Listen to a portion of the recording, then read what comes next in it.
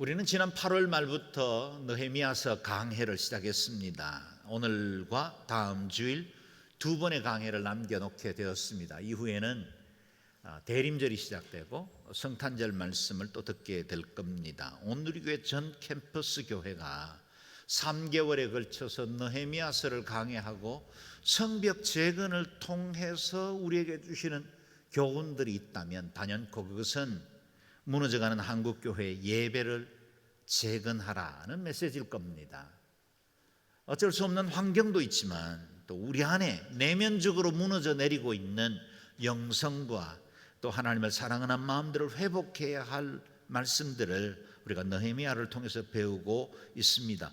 우리는 지난 주일에도 성벽 재건을 마친 유다 공동체가 다시 영적 재건, 부흥을 경험하는 것들을 보았습니다.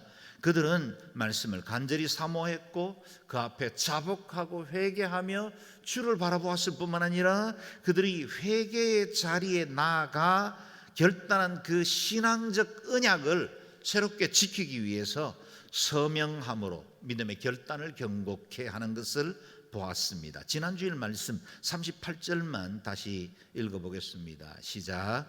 이 모든 것을 생각하며 우리가 언약을 굳게 세웁니다. 이것을 문서로 남기고 우리 지도자들과 우리 레위 사람들과 우리 제사장들이 서명을 합니다. 아멘. 백성의 지도자들, 가문의 지도자들이 서명을 함으로 하나님의 말씀 그 언약을 신실하게 지키겠다는 믿음의 결단을 한 것입니다. 그리고 그 10장 1절에서부터 오늘 본문 바로 앞 27절까지는 그 서명에 참여했던 대표자들의 이름과 그 가문의 이름이 등장합니다. 영원하신 하나님의 말씀에 저들의 신앙적 결단을 새겨 넣은 것이죠. 그리고 오늘 이어지는 본문에는 각 가문별 대표들이 서명한 언약, 그것이 소수의 대표자들의 것이 아니라 우리들의 서명입니다 라고 받아들이는 맹세식이 있었습니다. 참으로 감동적인 이야기가 기록되어 있죠. 28절 29절을 같이 읽겠습니다. 시작.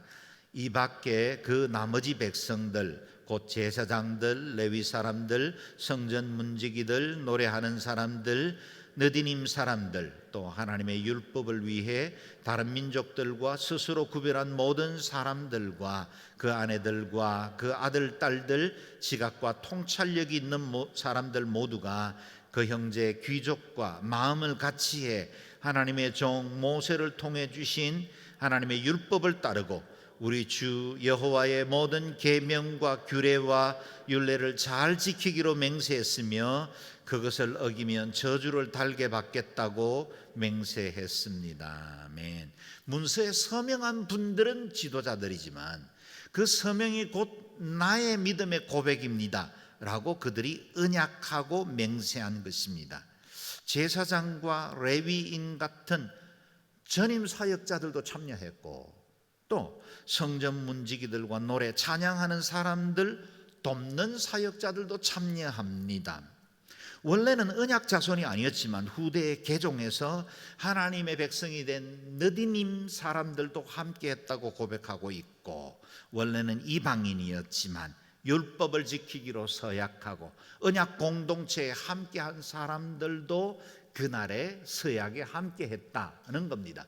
다시 말하면 혈통, 아브라함의 후손들로 이루어져 있는 민족 공동체가 아니라 언약 앞에 하나님 말씀으로 새로워지기로 서약한 사람들이 모인 것이다 라는 겁니다.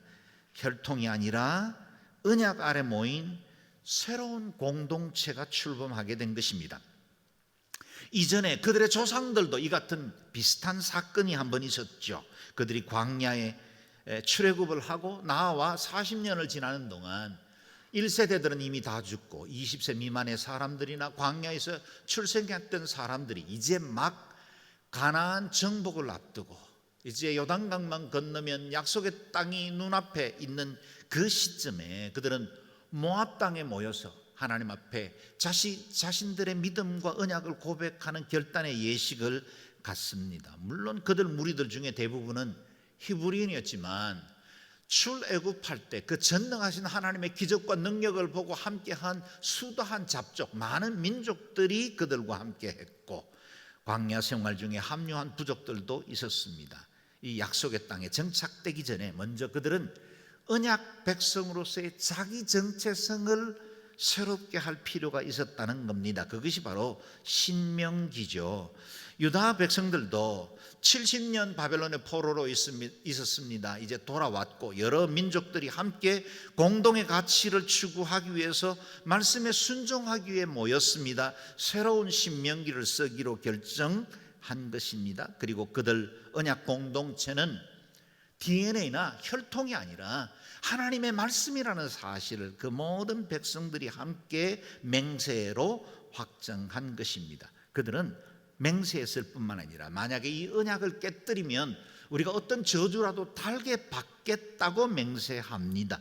굳이 저주를 받겠다고 내걸고 맹세할 필요가 있었을까 싶기도 하지만 그만큼 새 언약 공동체의 그 영성이 그리고 그들이 하나님을 사랑하는 마음이 얼마나 신중하고 절박했는지를 알 수 있습니다.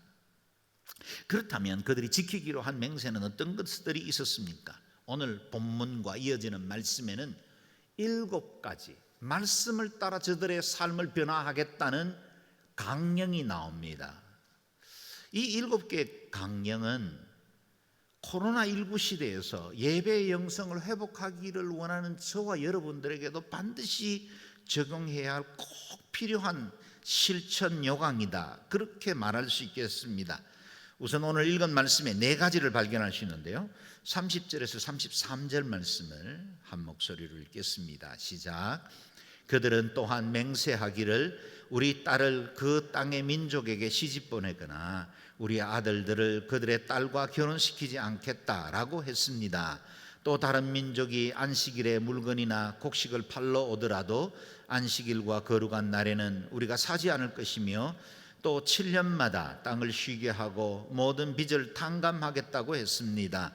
우리는 또 우리 하나님의 집을 섬기기 위해 해마다 의무적으로 3분의 1세겔을 바치는 것을 규례화해서 진설병과 정기적으로 드리는 공식 제사와 번제, 안식일과 초하루와 정해진 명절에 드리는 제물과 거룩한 물건들과 이스라엘을 위한 속죄제와 우리 하나님의 집에 모든 일을 하는 데 쓰기로 했습니다. 아멘.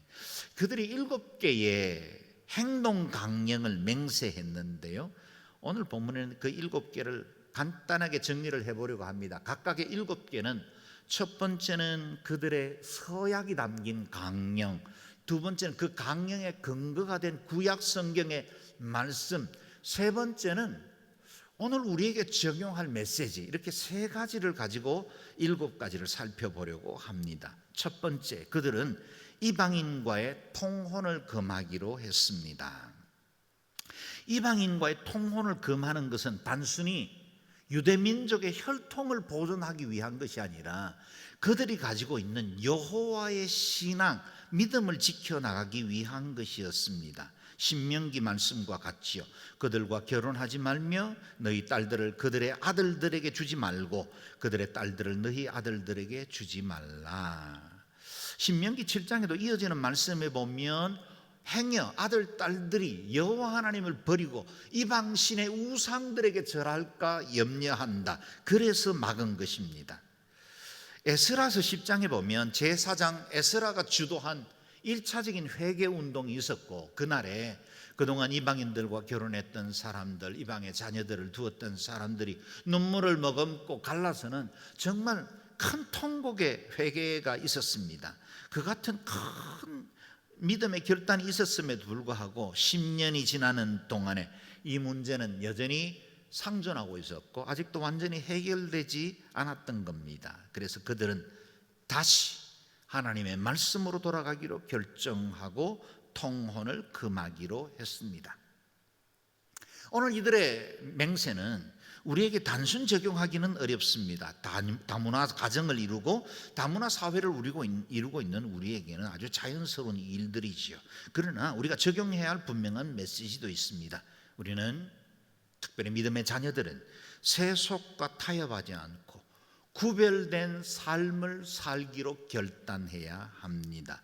세상과 충돌하지 않고 적당히 섞여 살면 쉽기도 하고 편하기도 하고 문제도 없겠지만, 그러나 하나님의 말씀의 뜻을 정할 때는 희생과 어려움도 따릅니다. 그러나 이 세대를 본받지 않고 하나님의 선하시고 기뻐하시고 온전하신 뜻을 따르는 믿음의 결단들이 필요하다는 것입니다.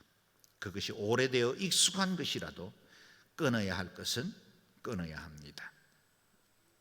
두 번째, 안식일을 잘 지키겠다는 결단을 합니다. 10계명 4계명 우리가 잘 알죠? 안식일을 기억하여 거룩하게 지키라.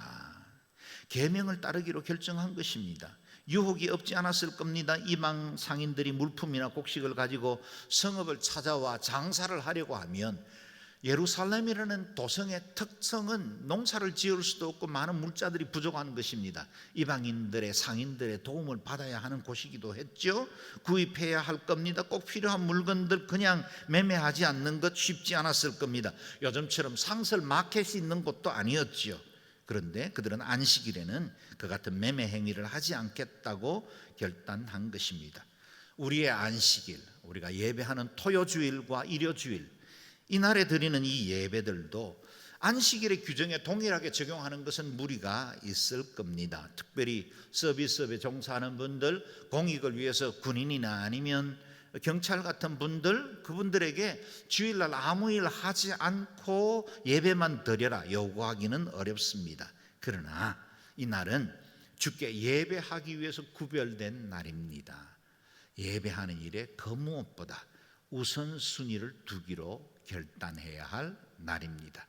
우리가 주일을 잘 지키면 그 주일이 우리를 지켜내 주실 겁니다. 세 번째, 안식년 제도를 지키겠다고 맹세합니다. 매 7년 안식년이 되면 농사하던 땅도 휴경하여 쉬게 하고, 그동안 빚을 진 사람들에게도 그 빚을 탕감해 주라는 명령입니다. 출애굽기 23장에 나오는 말씀인데요, 일곱째 해에는 갈지 말고 묵혀두어서 내 백성의 가난한 자들이 먹게 하라. 그 남은 것은 들짐승이 먹으리라. 내 포도원과 감람원도 그리할지니라. 매 7년마다 안식년을 가짐으로 그 농경지도 휴경하게 하여 자기 그 토양에 자기 회복 능력을 갖도록 시간을 준 것입니다. 그러나 그런 날에도 여전히 떨어진 곡식이나 이전에 뿌리들 때문에 곡식들이 자랄 수 있겠죠. 그것은 가난한 자, 고아와 과부들, 나그네들을 위해서 먹게 한 것입니다. 안식년을 지키려면 경제적인 손실을 감수해야만 했습니다. 그럼에도 불구하고 그들은 율법에 기록된 대로 지키기로 결정했습니다. 오늘 우리의 안식년, 물론 우리는 매 7년마다 쉴 수는 없습니다. 그러나 안식년의 정신은 여전히 우리가 가질 수 있습니다. 창조 질서를 보존하고 가난의 대물림을 끊을 수 있도록 하나님께서 마련하신 사회보장제도를 따라야 합니다. 좀 더 여유가 있다면 베풀어도 괜찮습니다. 아등바등 고약한 마음 가지고 살아도 큰 복 받고 재산 축적하는 거 아니라는 것 우리는 살아가면서 배웠죠. 안식일과 안식년의 법은 하나님의 공급하심을 믿고 그분의 주권에 맡길 줄 아는 우리의 믿음의 태도에서 실천 가능합니다. 안식일 전날에 이틀분의 만나를 거두어 드리고 안식일에는 아무것도 하지 않아도 하나님이 공급하신다는 것을 믿는 믿음이 안식일을 가능하게 합니다. 안식년에 농사하지 않아도 하나님께서 그 필요한 것들을 공급하신다는 믿음이 있어야 안식년이 가능하고 빚진 자들에게 새로운 인생의 기회를 줄 수 있습니다. 사랑하는 여러분, 우리가 주님 앞에 예배하는 이 시간, 우리가 다른 일들, 활동들, 또 경제적인 창출을 위해서 뭔가를 할 수도 있겠죠. 그러나 믿음의 고백으로 드리는 이 시간은 하나님이 책임지는 시간이기도 합니다. 우리의 믿음의 시험대를 증명하는 시간이기도 하죠. 네 번째, 그들은 성전의 필요를 채우기로 했습니다. 출애굽 당시에는 회막의 필요를 위해서 20세 이상의 모든 사람들이 성전세를 드리게 했습니다. 인두세 형식이었죠. 각 사람은 자기 영혼을 위한 대속물을 여호와께 드려야 한다. 인구조사를 받는 사람마다 성소 세겔에 따라 2분의 1 세겔씩 낸다.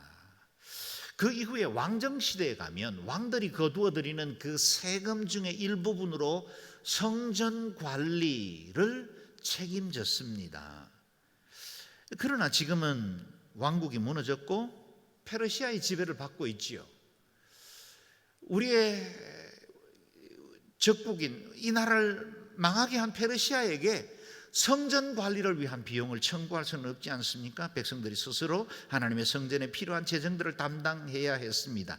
그래서 로마의 지배를 받고 있던 예수님 당시에도 20세 이상의 모든 남자들은 반 세겔씩 성전세를 드렸다는 기록이 복음서에 나와 있죠. 물고기의 입에서 꺼낸 이야기도 우리는 압니다. 백성들은 자원에서 해마다 3분의 1 세겔씩 성전 세례기를 드리기로 했습니다. 왜 2분의 1보다 더 적은 3분의 1일까요? 아마도 그들이 재정착 과정 중에 너무나 힘들고 경제적으로 어려웠기 때문에 어느 정도 세금을 감면해 준 것 같습니다. 이를 통해서 성전에서 이루어지는 매일의 제사, 절기에 필요한 제물, 거룩한 물건들을 준비하는 것, 그리고 성전 수리에 필요한 그 모든 비용들을 채우게 한 것입니다. 성전을 그들 스스로 책임지기로 결정한 겁니다. 생각해 보십시오. 그들이 바벨론 포로로 살던 중에 그들은 얼마나 성전 예배를 사모했습니까? 하나님을 찬양하던 수금을 버드나무에 걸어두고 그들은 바벨론 강가에 앉아서 탄식하며 울었던 그들의 아픈 기억을 여전히 생생하고 기억하고 있지요. 그래서 성전 예배의 회복에 너무나 감사하며 그 성전을 책임지기로 결정한 것입니다. 오늘 우리가 코로나19 사태를 맞이하면서 우리도 예배당 예배를 오랫동안 드리지 못한 채로 여기까지 왔습니다. 얼마나 사모했습니까? 이 시간들이 얼마나 소중한지 우리는 배우지 않았습니까? 그래서 스스로 예배를 지켜나가기로 결단해야 합니다. 뿐만 아니라 이번 코로나 사태가 장기화됨에 따라서 농어촌 교회나 도시의 중소형 개척교회들 경제적으로 많은 어려움이 예상됩니다. 포스트 코로나 시대에 적어도 20%의 한국 교회가 문을 닫을 것이라는 암울한 전망도 있습니다. 성도들이 마땅히 예배와 교회의 필요를 채우고 함께 짐을 져야 합니다. 비교적 경제적으로 안정된 교회가 어려운 교회들의 부담과 아픔을 책임질 줄 알아야 함께 이 위기들을 이겨낼 수 있습니다. 위기 때는 다 어렵죠. 어렵지 않는 사람 어디 있겠습니까? 그러나 더 어려운 사람, 더 어려운 공동체를 돌보는 마음이 필요합니다. 다섯 번째와 여섯 번째는 34절에서 36절에 기록되어 있습니다. 자막을 통해 같이 읽겠습니다. 우리 제사장들과 레위 사람들과 백성들은 제사장의 땔감 드리는 일에 제비를 뽑아 각 종족에 따라 해마다 정해진 시간에 우리 하나님의 집에 나무를 가져와 율법에 기록된 대로 우리 하나님 여호와의 제단 위에서 태우게 했고, 또 해마다 우리 땅의 첫 수확물과 모든 과일 나무의 첫 열매를 여호와의 집에 가져오게 했으며, 율법에 기록된 대로 우리 장자들과 우리 가축의 처음 난 것 곧 우리 양떼와 우리 소떼의 처음 난 것들을 우리 하나님의 집에 가져와 우리 하나님의 집을 섬기는 제사장들에게 주기로 했습니다. 그들이 결단한 것 중에 하나는 그들이 계속해서 자신들이 지켜나갈 그 행동 강령 중에 제사를 위한 필요를 채우기로 한 것입니다. 다섯 번째입니다. 제사에 필요한 물품을 채우기로 했습니다. 하나님께 올려드리는 많은 제사들에는 불로 태워 드리던 번제가 대부분이었기 때문에 많은 화목, 땔감이 필요했습니다. 그것들을 각 지파 종족별로 돌아가면서 헌신하여 땔감을 공급하겠다는 겁니다. 당시에 예배를 드리던 제사의 제단은 좌우 6m 정도의 크기였습니다. 그만큼 제단이 컸던 만큼 그 제단에 불이 꺼지지 않게 하려면 많은 땔감이 필요했을 것이고 그 필요들을 그들이 마치 신앙 고백으로 드리듯이 헌신하듯이 채우기로 했다는 겁니다. 마치 우리가 예배 드릴 때마다 순별로 다락방별로 예배 순서를 담당하는 우리 성도들이 섬기기 때문에 아름다운 예배가 드려지고 있죠. 만약 우리가 아무런 장애 없이 순조롭게 예배하고 있다면 보이는 곳에서 보이지 않는 곳에서 어느 누군가가 더 많이 수고하기 때문에 이 예배가 가능한 것입니다. 양지 공동체에도 제단의 불이 꺼지지 않도록 믿음과 사랑의 불을 계속 타오르게 할 헌신의 땔감이 필요합니다. 조금 더 눈을 크게 뜨면 공동체의 필요들이 보일 것입니다. 여섯 번째, 소산의 첫 열매를 드리기로 결정했습니다. 첫 열매는 모든 것은 하나님께서 주신다는 것에 대한 믿음의 고백입니다. 출애굽기 23장이죠. 내 토지에서 처음 거둔 열매의 가장 좋은 것을 가져다가 너의 하나님 여호와의 전에 드릴지니라. 새 언약 공동체는 다시 하나님의 말씀 앞으로 돌아왔습니다. 그리고 그것이 진짜 그들이 복받는 삶의 비결이라는 것을 깨닫게 된 것입니다. 첫 소산을 드리라고 하시죠. 그 무엇이 필요해서 하나님이 궁핍해서 드리라는 것 아닙니다. 너의 인생의 첫자리, 우리의 삶의 첫자리, 가장 중요한 곳에 하나님이 계시게 하라는 믿음의 결단을 요구하시는 것입니다. 하나님은 온 세상을 지으셨고 지금도 통치하시는 분이십니다. 우리는 그분의 은혜로 살아가고 있습니다. 그래서 첫 열매는 곧 첫 번째 자리를 하나님 앞에 올려드리는 우리의 신앙적 결단입니다. 이번에 일곱 번째 새 언약 공동체가 지키기로 한 맹세는 37절 38절에 나옵니다. 읽겠습니다. 시작. 또한 우리는 우리가 드릴 예물로 우리 미래의 첫 수확물과 모든 종류의 나무 열매와 새 포도주와 기름의 첫 수확물을 제사장들에게 가져와 우리 하나님의 집 방에 드리고 우리 땅에서 난 것의 11조를 레위 사람들에게 가져오기로 했습니다. 레위 사람들은 우리가 일하는 모든 성들에서 11조를 받아야 할 사람들이기 때문입니다. 레위 사람들이 11조를 받을 때는 아론의 자손인 제사장들이 레위 사람들과 함께 있어야 하고 레위 사람들은 받은 11조의 11조를 우리 하나님의 집에 있는 방들 곧 창고에 두기로 했습니다. 아멘. 이전에 6가지가 성전과 예배에 대한 필요를 채우기로 결정했다면 일곱 번째는 예배를 섬기는 레위인들과 제사장들을 위해서 드리기로 한 것입니다. 일곱 번째, 모든 수확물의 11조를 드리기로 했습니다. 백성들은 각 성에서 하나님의 백성들과 영적인 삶을 위해서 사역하는 레위인들에게 11조를 드리기로 결정했습니다. 이 또한 말씀을 따라 결정한 것이죠. 민수기 18장 말씀 같이 읽겠습니다. 시작. 내가 이스라엘의 11조를 레위 자손에게 기업으로 다 주어서 그들이 하는 일 곧 회막에서 하는 일을 갚나니 레위인은 회막에서 봉사하며 자기들의 죄를 담당할 것이요 이스라엘 자손 중에는 기업이 없을 것이니 이는 너희 대대의 영원한 율례라. 아멘. 이들이 다시 11조를 드리기로 결정한 것을 보면 아마도 그들이 포로의 생활을 하는 동안에 또 다시 재정착하는 과정 중에 힘겹고 어려운 가난의 골짜기를 통과하는 동안 제대로 11조 생활 못했던 것 같습니다. 그들은 하나님의 말씀으로 다시 돌아갔습니다. 자신이 얻은 수확물 가운데 10분의 1을 구별해서 하나님의 일을 위해서 부름받은 제사장과 레위인을 위해서 드리기로 한 것입니다. 오늘날처럼 돈이 절박한 시대에 자본주의 사회를 살아가는 우리에게 10의 하나 11조를 하나님 앞에 드리는 것은 쉽지 않는 결단과 헌신을 요구합니다. 그래서 그 일로 어떤 사람들은 시험에 빠지기도 합니다. 그러나 우리의 삶의 모든 공급하시는 것이 하나님의 은혜라는 것을 고백하며 사는 사람들에게 11조는 어렵거나 부담스럽지 않습니다. 오히려 구약 율법에 따르면 10의 1조에서 2조, 3조까지 드리는 사람들이 있고 많은 믿음의 선진들을 이루는 선진국가에서 드리는 사람들은 국가나 세금 또는 가난한 사람들에게 베푸는 긍휼 사역, 종교단체에 기부하는 것이 10의 9%까지도 드리기도 합니다.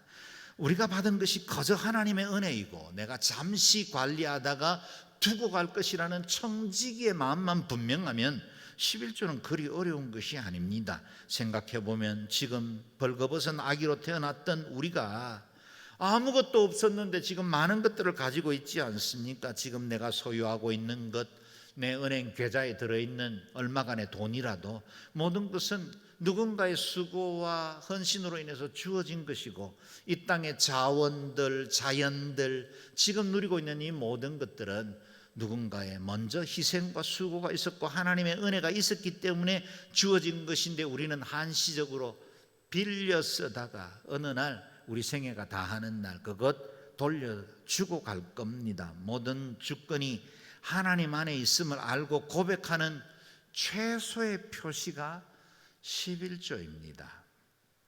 이와 같이 그들은 7가지 서약으로 하나님 앞에 새 언약 공동체의 삶의 강령을 정한 것입니다. 보십시오. 유다 공동체 지도자들이 서명했고 또 모든 백성들이 지키기로 한 이 7가지 언약은 그 어느 것도 새로운 것이 아닙니다. 제가 정리해드린 이 7가지 이제까지 한 번도 들어보지 못한 설교인 것이 있습니까? 다 우리가 알고 있는 것들이죠.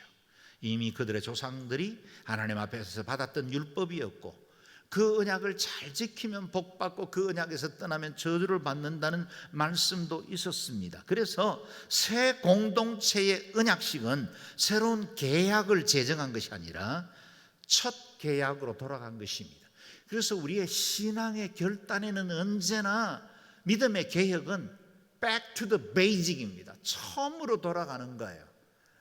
여러분, 위에 새 하늘과 새 땅도 하나님 처음 지으신 아름다운 세상 그 질서로 회복되는 것입니다. 우리가 말씀으로 돌아가면 종교개혁이 일어납니다. 말씀 앞에 조아리면 내 개인의 심령이 새로워집니다. 공동체가 말씀을 지키기로 결정하면 부흥이 임하는 것입니다. 이와 같이 말씀해 주신 것들, 그것을 신명기 11장에는 복과 저주로 표현하고 있습니다. 같이 한번 읽어볼까요? 시작. 내가 오늘 복과 저주를 너희 앞에 두나니 너희가 만일 내가 오늘 너희에게 명하는 너희의 하나님 여호와의 명령을 들으면 복이 될 것이요, 너희가 만일 내가 오늘 너희에게 명령하는 도에서 돌이켰더나 너희의 하나님 여호와의 명령을 듣지 아니하고 본래 알지 못하던 다른 신들을 따르면 저주를 받으리라. 아멘. 이미 주셨던 말씀이죠. 그들의 과거 뼈아픈 실패를 통해서 배웠던 교훈입니다. 하나님의 말씀대로 살아야 복받는구나. 그들은 저들의 역사를 통해서 배운 것입니다. 그들이 오늘과 같은 맹세 자리로 나온 것은 이유가 있습니다. 그들이 하나님 말씀 어겼더니 같이 이방에 멸망당하고 가족들이 흩어지고 수많은 사람들이 죽임을 당하고 처참하게 폐허가 된다는 사실을 그들은 성벽을 재건한 이후에야 비로소 깨닫게 된 것입니다. 그래서 유다 공동체가 말씀으로 돌아가 순종하기로 결정한 건 하나님을 위한 행동이 아닙니다. 그들 자신을 위한 것입니다. 제가 적용했던 이 7가지의 신앙적 우리의 고백도 하나님 위한 거 아닙니다. 하나님요, 죄송하지만 우리가 존재하지 않을 때도 그분은 스스로 영광을 취하셨던 분이고 기쁨을 누리셨던 분입니다. 우리가 무언가를 예배하고 주님을 위해서 대단히 수고하고 애써서 하나님 영광 거두시는 게 아니죠. 이 말씀대로 사는 건 헌신이나 희생이 아니라 내가 복받고 살기 위한 것입니다.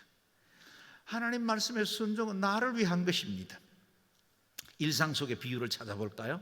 엄마가 어린 자녀들에게 당부합니다. 밥 꼭꼭 씹어 먹어라. 도로를 건널 때는 반드시 횡단보도를 건너야 하고 손을 들고 앞뒤 좌우를 잘 살핀 다음에 반드시 건너가라.